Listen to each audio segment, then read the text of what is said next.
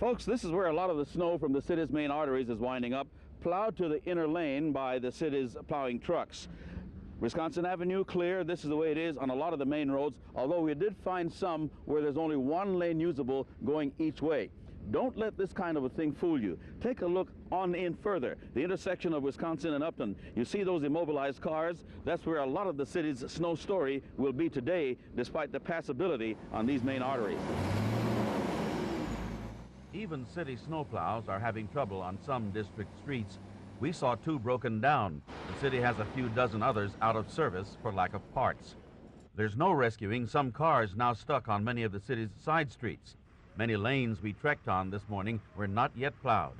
We're not knocking hard-pressed city snow crews. They've been making do with what they've been given to work with. It'll simply take days to do all that work that has to be done to clear the 1,000 miles of district streets. By the way, Mac and Kate, notice that? One of the most popular trucks on the road today, a bakery truck. Relief is on the way for those of you suffering cabin fever and being just a bit too shut in. In our later broadcasts, we will be visiting some of these neighborhoods in the district to give you a closer look at just what we're talking about. Meantime, take a look down. This is what a lot of people walking out of their homes will encounter. Snow packed hard. They're not talking ice yet, but I'll tell you some of this is ice-like. Watch for slipping and sliding. Just be careful out there. But I'd say build a snow person, dig out your car, do whatever, but do it at home. It's just too tricky out here just yet.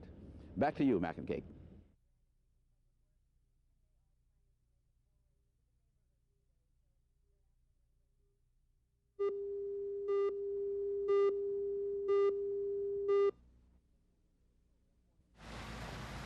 This morning there was no rush hour, just a modest rush of people trying to get to work or get out of town. No big deal. I'm from Minnesota, so I'm used to this kind of weather. Yeah, well, we're not. I know. I can tell. Not very prepared for this kind of thing, I see. We were prepared to make a cross-town trek to check on life beyond the commute. Some of it was standing still, like this ambulance that got stuck for 3 hours on an unplowed street off Reno Road. We got stuck when our chains popped on the right side, and we're stuck. Cars were also stuck on snow emergency routes. These in Mount Pleasant are some of the 1,500 vehicles left on those emergency routes. That's $100 a ticket, thank you, and more money if you're towed. Those on the move included would-be riders waiting a long, long time for buses and cabs that never seem to arrive. Where are you trying to go? To Metro Center? Are you sure your bus is running? No, I'm not. I'll wait another 10 and then I'll go home. This is one reason for the shortage of cabs. A busy Samaritan in the neighborhood came to the rescue.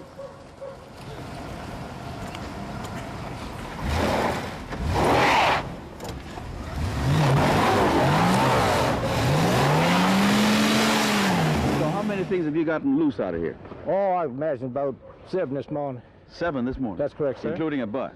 2 buses, one here. Well, they had to wish that out over here. Other Samaritans, like Chuck Carr, helped neighbors who couldn't help themselves. Why do you do this? It's the right thing to do. You help your neighbors when you can. If all of us did that, maybe we'd be a little better off.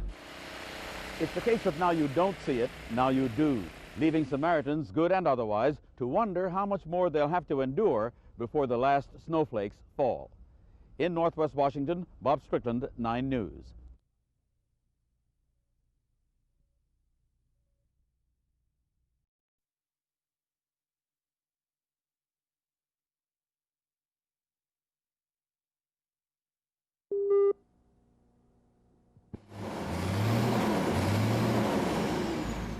Even city snowplows are having trouble on some district streets. We saw 2 broken down. The city has a few dozen others out of service for lack of parts. There's no rescuing some cars now stuck on many of the city's side streets. Many lanes we trekked on this morning were not yet plowed. This is the Reno Road, Nebraska Avenue area in Northwest. There's much more than this.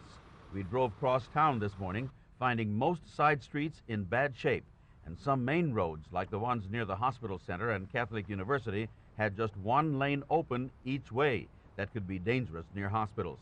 We're not knocking hard-pressed city snow crews. They've been making do with what they've been given to work with. It'll simply take days to do all that work that has to be done to clear the 1,000 miles of district streets. We also know of snow emergency crews having to get rest from working nearly 24 hours at a stretch.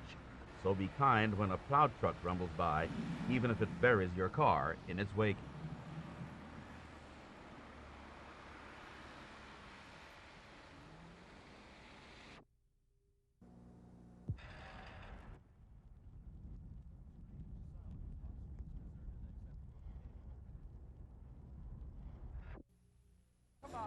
Come on. Hey, go. Wonderful. Hey. It's the kind of thing that also makes it difficult for rescue personnel to respond to certain calls, but respond they do. Of course, we always respond. It just makes even a simple call for a heart problem or something, makes it a very complicated rescue.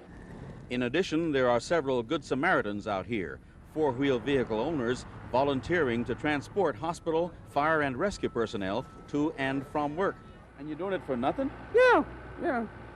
Yeah, it's about time I did something. I retired about a year ago, and I think this is a good thing to do. Rescue of another kind is awaiting some people who'll be driving into Washington in the morning, on the main roads anyway. We're going to clean it up. We're going to plow it from curb to curb. That's what we do. That's what we're out here for. So you're saying you're on the job, you're on the case? Yeah, we're ready.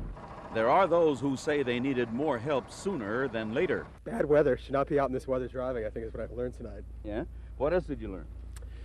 Milk's not that important.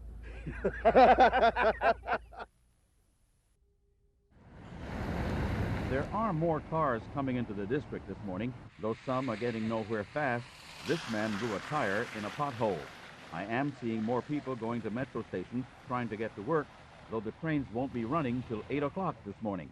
I'm Dr. Joe Sims. I'm headed to Arlington Hospital. I kind of hiked down to the metro.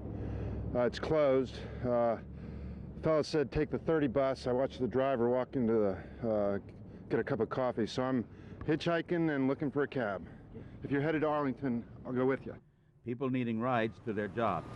What many will find at their destinations is an open question. Main roads in the district are usable for the most part. Side streets, something else. There's no rescuing some cars. Many lanes we trekked on this morning were not yet plowed. This is the Reno Road, Nebraska Avenue area in Northwest. There's much more than this. We drove cross town this morning, finding most side streets in bad shape, and some main roads, like the ones near the hospital center and Catholic University, had just one lane open each way. That could be dangerous near hospitals. We're not knocking hard-pressed city snow crews. They've been making do with what they've been given to work with. It'll simply take days to do all that work that has to be done to clear the 1,000 miles of district streets. The city is digging itself out of all this snow, more slowly than surely, though there are some people who are doing no complaining at all. Sure, it's good enough to jog in. It's always good enough to jog in. I'm finding it hard enough to walk in. Scary part of the cars, but this stuff's good. It scares them. You like it out here? Yeah, it's always good. Remember, main roads are open, side roads are not, and watch out for the underfooting. This is beginning to pack down, and it can get kind of tricky if you're trying to navigate out here. Back to you, Mac and Kate.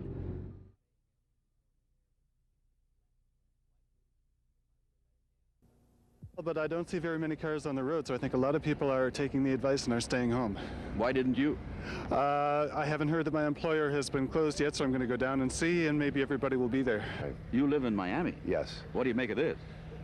I don't know. For some reason, somebody wanted me to go through this. I can't explain it, but this is quite an experience. So I'm just trying to get to the airport and get back home. Was it a situation of no work, no pay for you, or No, I get paid. regardless? Regardless. So why are you doing this? Because I enjoy what I do. No big deal. I'm from Minnesota, so I'm used to this kind of weather. Yeah, well, we're not. I know. I can tell. Not very prepared for this kind of thing, I see.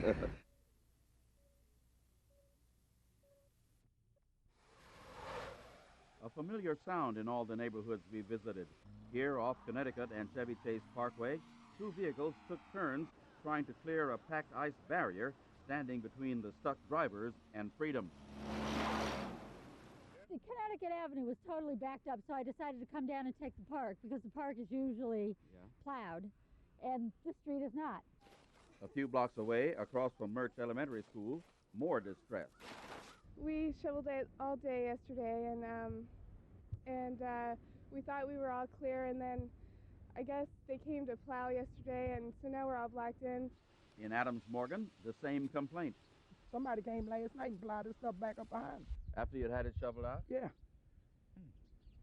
Well, now, of course, the city says this is going to be all taken care of by midnight. What do you think? We've been waiting since last week for the midnight. City officials might say, darned if you do, darned if you don't. But it doesn't come much worse than in this Adams Morgan neighborhood. This is the intersection of Klingle and Park Roads. Park is an important artery linking 14th and 16th Street to the Rock Creek Parkway and beyond to Connecticut Avenue. The plowing on Park Road stops at Klingle.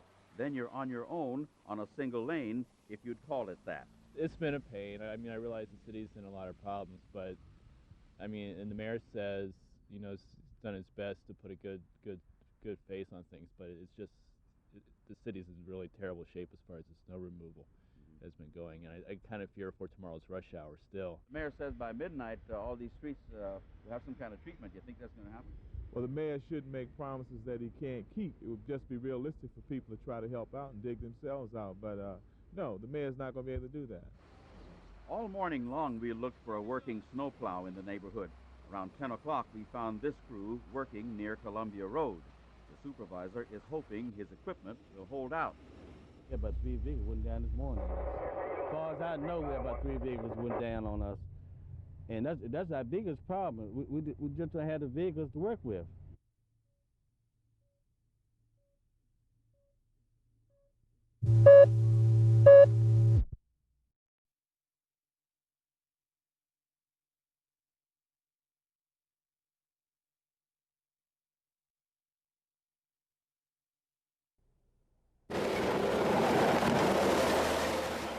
By daybreak, the D.C. Public Works Department pretty much had a handle on the main roads. There were fender benders, as would be expected, but by and large, there were few wrinkles in the morning commute. Good morning. Hi, how are you? What's it been like getting in? It's been a little slow, but not bad. Not bad, huh? Not bad. You can say that. You're not doing the driving. I know, I'm reading the paper. You're sitting there reading the paper while the lady's driving. What is this? We gotta go. You gotta know what you're doing. Transportation is a problem. Yeah. Bus broken down, no way to get to work on time, and I have to walk. Other than that, things are fine, huh? Yeah, it's a good day. While the rush hour was slow and steady for many, the bustle came later for parents and pupils. D.C. school officials declared an on-time opening at first, but changed that to a 2-hour delay because, like the ever-ready bunny, the blowing snowfall kept going and going and going for a while. Any inconvenience? Yeah, it was somewhat inconveniencing because I had to call in late to work and I had to make arrangements to get alternative transportation for the children. We had a good time watching TV this morning. Not bad, huh? Not bad at all. To me, it seemed like a quiet Sunday in many neighborhoods. Cars that ordinarily would have been driven to work remained parked. Their drivers stayed at home. Some motorists who ventured out may have wished they had done the same. Mount Pleasant offered a case in point. Some of the driving on Adams Mill Road, for example, resembled a demolition derby. I brought my car down here and I just slid about 100 feet until I ran into the back of somebody. The meltdown is well underway now, and eventually this die-hard winter will go out like a lamb. But it can still roar like a lion. Could there be more to come? Beware the Ides of March. Bob Strickland, 9 News.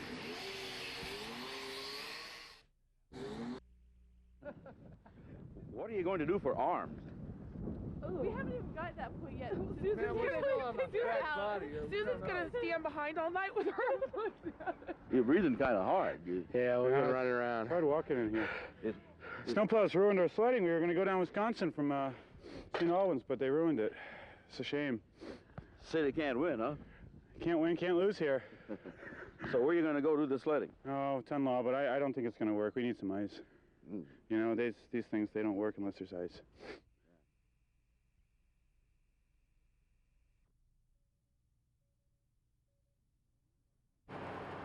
The drenching rains and melting snow are dealing a 1-2 punch to rivers and streams all over the area. These rising waters overflowed banks in Rock Creek, creating what looks like a lake on Beach Drive near Connecticut Avenue, just above the Beltway. Beach Drive is now closed there, and authorities say it'll probably remain that way for days because silt now being deposited on the roadway will have to be removed when the waters subside.